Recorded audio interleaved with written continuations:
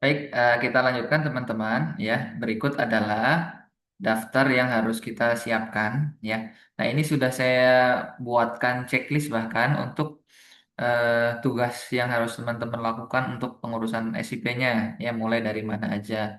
Pembuatan dana ruangan, renovasi, ya, setelah renovasi ada general cleaning dan lain sebagainya ya. Ada pembelanjaan tahap satu, kalau nanti ada setelah visitasi ada revisi, ada pembelanjaan tahap 2, penerbitan dan lain-lain ya, sehingga teman-teman bisa nge-tracking nih progresnya sudah sampai mana ya. Kemudian ini kelengkapan berkas untuk DPMPTSP-nya juga sudah saya tambahkan di sini ya.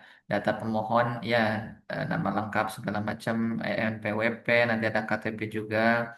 Kemudian koordinat lokasi izinnya, kemudian dia puskesmasnya ada di mana, alamat prakteknya di mana, hari jam praktek, ya diisi nanti ada formnya, kemudian data kelengkapannya ya, STR, EKTP, NPWP, BPJS, scan surat sehat dan lain-lain. Oh iya, satu lagi.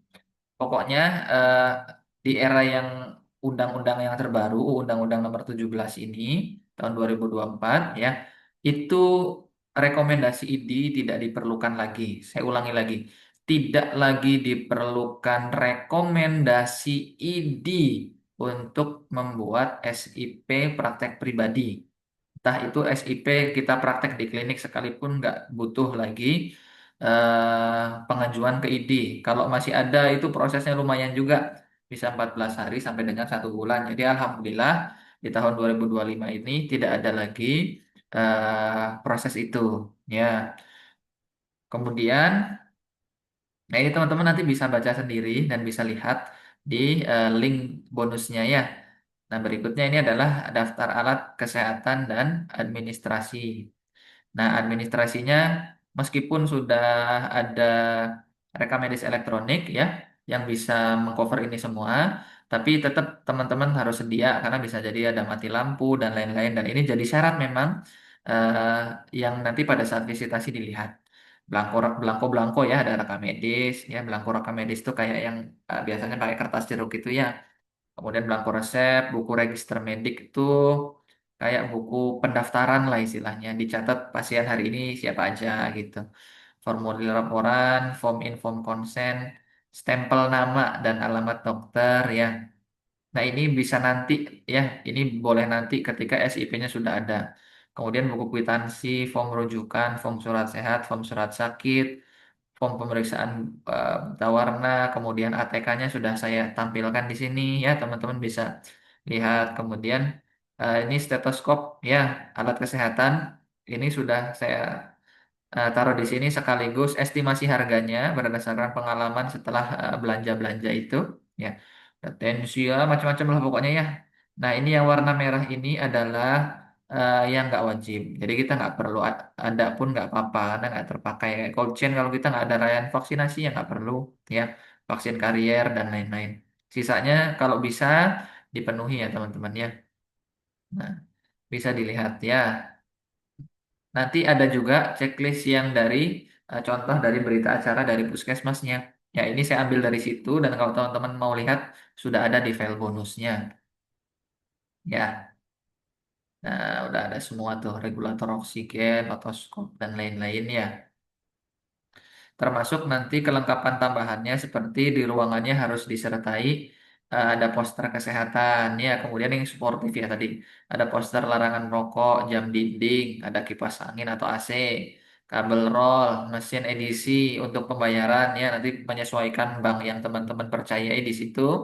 Handphone klinik untuk admin, printer set, jaringan internet, wifi adapter ya. Biasanya kita kalau beli set komputer ya nggak ada wifi adapternya. Wifi adapter itu adalah eh, penangkap sinyal untuk sinyal wifi-nya ya. Kita udah pasang wifi, komputernya nggak ada wifi adapternya nggak bisa nyambung ya. Berbeda dengan laptop sama HP kita yang sudah terinstal di dalam gitu.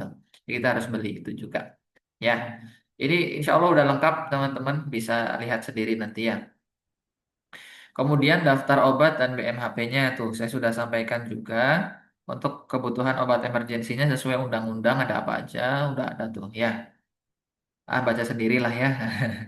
Kemudian misalkan kita mau ada layanan injeksi ya ini beberapa rekomendasi dari saya ya. Kemudian ada bahan habis pakainya ya buat alat-alat kebutuhan handscoolnya, masker, NaCl, ya kemudian plesternya, alkohol cair, kasa gulung, infuset, benang jahit ukuran-ukurannya, urin bag, bisturi, needle, GCU, delian tool dan lain-lain lah ya. Jarum akupuntur kalau ada layanan akupuntur ya ini bebas lah pokoknya nanti menyesuaikan kebutuhan tapi kurang lebih ini usahakan teman-teman punya.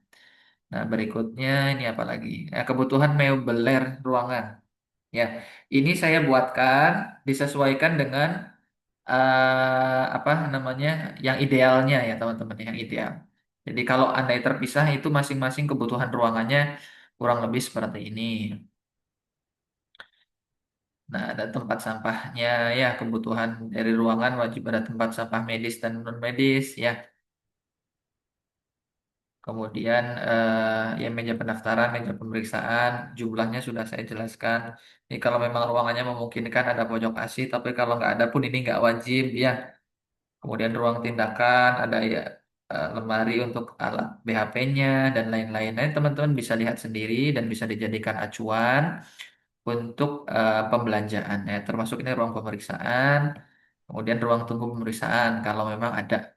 Jadi ini insya Allah sudah lengkap ya. Semua silahkan bisa diakses, bisa digunakan untuk panduan teman-teman melakukan pembelanjaan-pembelanjaan. Begitu dulu ya. Nanti kita akan lanjut ke slide berikutnya.